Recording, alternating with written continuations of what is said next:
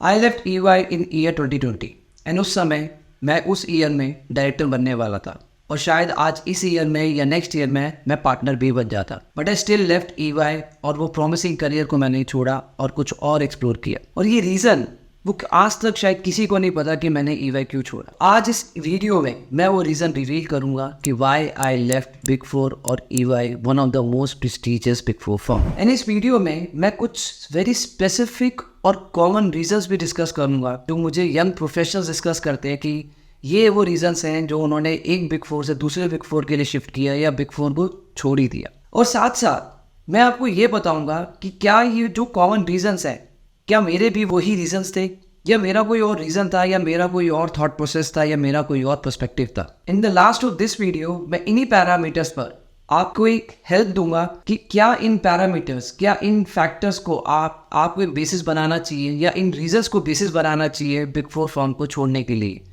And these parameters और these formulations will really help you to take the decision. So let's start. First reason, underpay और less salary. अभी recently मैं एक qualified professional से मिला था, उसका एक्सपीरियंस 3 to 4 years था एंड ही सेड कि मैंने ये बिग फोर छोड़ दी और दूसरी बिग फोर ज्वाइन कर ली है और मुझे सैलरी इंक्रीमेंट मिला अबाउट 10%। तो मैंने पूछा कि क्या सैलरी ही एक रीज़न था या कोई और रीज़न भी था? क्या आपकी वर्क प्रोफाइल चेंज हुई, क्या आपका डिपार्टमेंट चेंज हुआ, क्या आपकी डेजिग्नेशन बढ़ी? देन ही सेड नहीं, मुझे सिर्फ सैलरी इंक्रीज करवानी थी। एंड जब हमने उसको क्वान्टिफाई किया तो वो निकल के आई, वो थी 1 lakh per annum. So that means around 8 to 9,000 net take home per month। तो मैंने उसको ये बात समझाई कि एक बिग फोर से दूसरे बिग फोर जंप करने में आपने खुद रियलाइज़ किया है कि सैलरी में ज़्यादा डिफरेंस नहीं होता। वो इसलिए नहीं होता क्योंकि सेम लेवल पे, सेम डिपार्टमेंट या सेम वर्क प्रोफाइल और सेम डेजिग्नेशन पे हर एक बिग फोर की जो सैलरी रेंज होती है वो फिक्स होती है और वो सेम होती है। कोई भी बिग फोर पिक करो या EY या Deloitte, same profile same designation में जो सैलरी रेंज होती है वो सेम ही होती है, ज़्यादा डिफरेंस नहीं होता। तो यही मैंने उसको समझाया। अगर आपने अब तो चेंज कर लिया बट नेक्स्ट आपका सिर्फ सैलरी एज अ रीज़न नहीं होना चाहिए, बिकॉज सब्सटेंशियली लो सैलरी है तब आप करें, बट 5-10% के लिए without any change in designation, without any change in work profile, सिर्फ सैलरी के पर्सपेक्टिव से आपको चेंज नहीं करनी चाहिए। मेरा रीज़न क्या था बिग फोर क्विट करने का?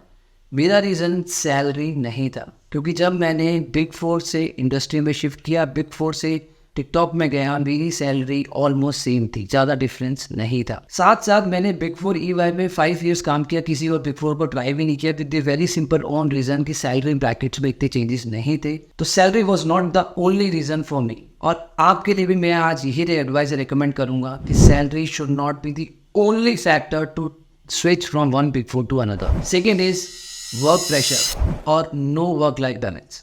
मैं एक न्यूली क्वालिफाइड CA से मिला जिसका एक्सपीरियंस 1 year ही था और उसने क्वालिफाई करते ही बिग फोर ज्वाइन किया। And then he said to me कि वर्क प्रेशर बहुत है, रातें लग जाती हैं, वीकेंड्स लग जाता है, I can not take this pressure, तो मैं तो बिग फोर छोड़ रहा हूँ, मैं दूसरे बिग फोर जा रहा हूँ। मैं उससे पूछा कि दूसरे बिग फोर में भी तो यही होगा, सेम वर्क प्रेशर होगा, डेडलाइंस होंगी, तो वहाँ कैसे सस्टेन करोगे आप? तो उसके पास उसका जवाब नहीं था। तो यही मैं आपको ये समझाना चाह रहा हूँ कि अगर आप बिग फोर जैसे ब्रांड में जॉब करना चाहते हो, उनके पास क्लाइंटल्स अच्छे होते हैं, उनके प्रोसेसेस होते हैं, MNC कल्चर होता है, तो वर्क प्रेशर तो रहेगा, काम भी होगा, स्ट्रिक्ट डेडलाइंस भी होगी, बट आपको ये समझना है अनड्यू प्रेशर और आर्टिफिशियल प्रेशर नहीं होना चाहिए। सो दैट मीन्स आपको ये समझना ज़रूरी है कि एक्चुअल प्रेशर है या आर्टिफिशियल प्रेशर है।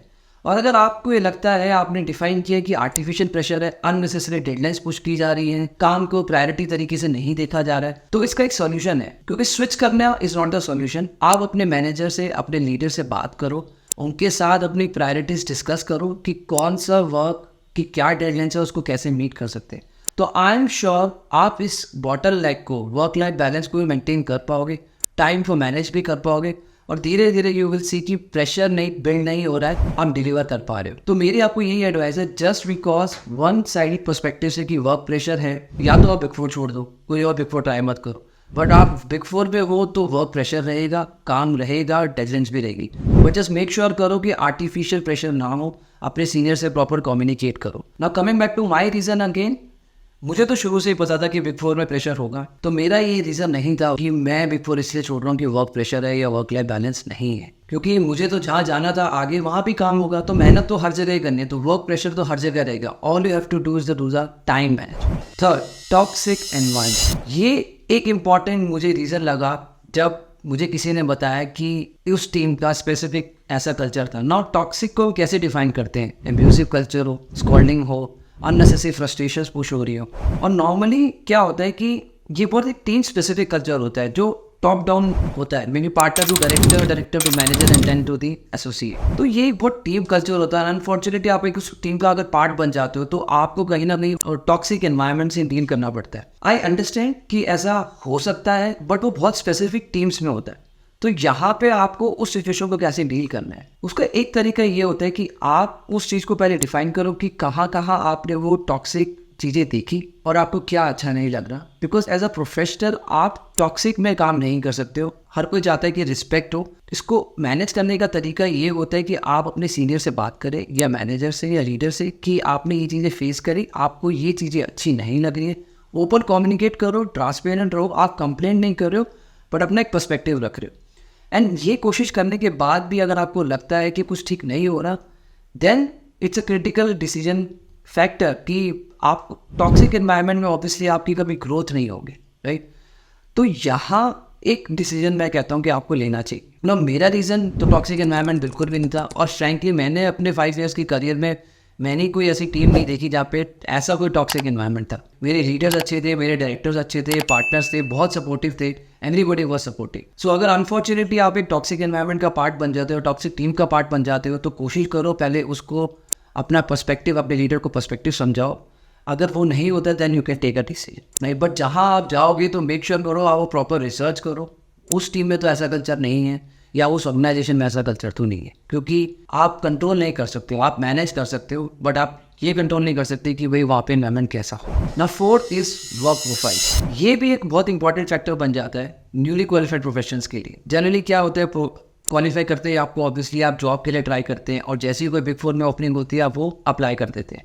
लेकिन जब आप किसी भी प्रोफाइल में अप्लाई कर देते हैं और आपका वहाँ पे इंटरेस्ट नहीं होता तो आप फ्रस्ट्रेट हो जाते हैं ना। यहाँ से इशू क्रिएट होता है कि आप फ्रस्ट्रेट हो गए, आपको प्रोफाइल अच्छी नहीं लगी, देन वो प्रेशर बिल्ड हो जाता है, देन सारे फैक्टर्स भी आ जाते हैं, फिर वो टॉक्सिक एनवायरनमेंट भी आ जाता है, फिर सैलरी भी कम लगने लग जाती है, राइट। तो वर्क प्रोफाइल पे ध्यान दो कि आपको वर्क प्रोफाइल क्या चाहिए। For an example, let's say आपने ऑडिट में किया, ऑडिट में आपको अच्छा नहीं लगा, 6 मंथ्स के बाद आपने फिर शिफ्ट कर लिया।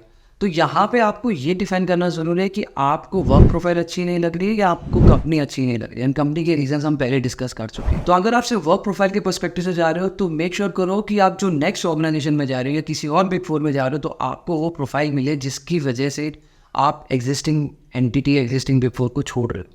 तो जैसे फॉर एग्जांपल आपको ऑडिट में चले गए बट आपको ऑडिट पसंद नहीं है तो आपको टैक्स में जाना है, तो वो नेक्स्ट प्रोफाइल टैक्स नहीं होनी चाहिए। तो या तो आप विद इन ऑर्गेनाइजेशन और डिपार्टमेंट चेंज कर लो, देन ऑप्शन यही है कि फिर आप दूसरी ऑर्गेनाइजेशन जाओ। Coming back to my reason, मैंने शुरू से ही टैक्स में काम किया, मुझे बिग फोर में भी टैक्स में ही मिला और मुझे जो प्रोफाइल चाहिए थी मैंने हमेशा उसी में काम किया। तो मेरा ये रीज़न भी नहीं था कि वर्क प्रोफाइल मुझे नहीं मिली तो आई वॉन्ट टू क्विट और बिग फोर या वर्क प्रोफाइल को मैं इंजॉय नहीं कर पा।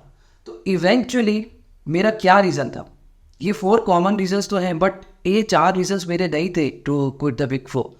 मेरे को तो इवेंचुअली डायरेक्टरशिप मिल रही थी, दैन पार्टनरशिप भी मिल जाती, बट मेरे एक्चुअली पे क्या रीज़न था, मैंने बिग फोर में बहुत अच्छे क्लाइंट के साथ काम किया था और स्पेसिफिक एक डिपार्टमेंट में मैंने काम किया विच इज़ कॉर्पोरेट टैक्स और international taxation and regulatory. Then धीरे धीरे मैंने GST टीम्स के साथ भी काम किया, ट्रांसफर प्राइसिंग टीम के साथ किया।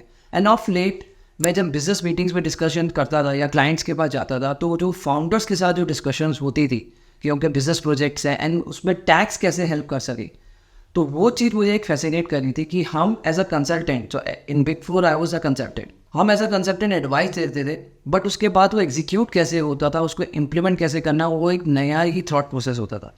तो मैंने ये पर्सपेक्टिव सोचा था कि मुझे अब कंसल्टेंसी से एग्जीक्यूशन पे जाना है, मुझे एक बिज़नेस पर्सपेक्टिव समझना है कि बिज़नेस मॉडलिंग कैसे होती है, क्या प्रोजेक्शंस होती हैं, कौन से प्रोजेक्ट्स होते हैं, बिजनेस टीम के साथ मुझे नेटवर्क बिल्ड करना है, क्रॉस टीम के साथ मुझे नेटवर्क बिल्ड करना है, for example like finance and accounting. तो वो उस पर्सपेक्टिव से मैंने शिफ्ट लिया and I took a shift from consultancy to an industry. तो मैंने जो बिग फोर को छोड़ा वो एक डिफरेंट पर्सपेक्टिव से छोड़ा और ये सोचा कि मैं अपना जो होराइजन है, अपना जो लर्निंग पर्सपेक्टिव है उसको और बड़ा करूँ, अपने नेटवर्क को और बिल्ड करूँ। जो रीज़न है, जो मेरा रीज़न है वो शायद आपके लिए ना हो, बट आई एम श्योर ये 4 रीजन जो हमने भी आज डिस्कस किए हैं कहीं ना कहीं आपको चैलेंज हो रहे होंगे। तो आज मैं आपको वो 4 रीजंस को कंक्लूड करता हूँ और आपको एक चीट शीट देता हूँ जिसके थ्रू आपको हेल्प मिल सकेगी एक डिसीजन मेकिंग के लिए। तो पहला क्या था? सैलरी। अगर सिर्फ सैलरी का इशू है तो मेक श्योर करो सिर्फ salary with same profile same department ये रीज़न नहीं होना चाहिए to shift the organisation. Because आप एक ऑर्गेनाइजेशन में टाइम लगाते हो, उसके बाद फिर दूसरी ऑर्गेनाइजेशन में फिर से टाइम लगाओगे रेपो बनाने में, देन वो ग्रोथ नहीं होगी, वो आप जंप ही कर रहे हो। तो सिर्फ salary with same profile same department I would recommend no.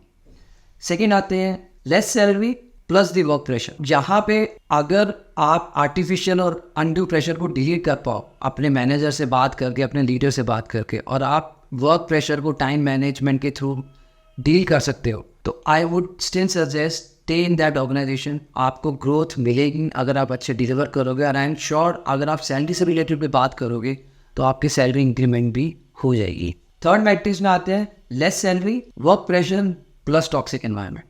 ये थोड़ा सा बड़ा ही ट्रिकी सिचुएशन हो जाती है। अगर आप टॉक्सिक एनवायरनमेंट को डील कर सकते हो, अगर आप बात करके रिजॉल्व कर सकते हो तो वेल एंड गुड, नहीं तो यहाँ मेरा एक सजेशन है कि आप शिफ्ट करने की सोचिए, maybe to another big four और maybe to another team.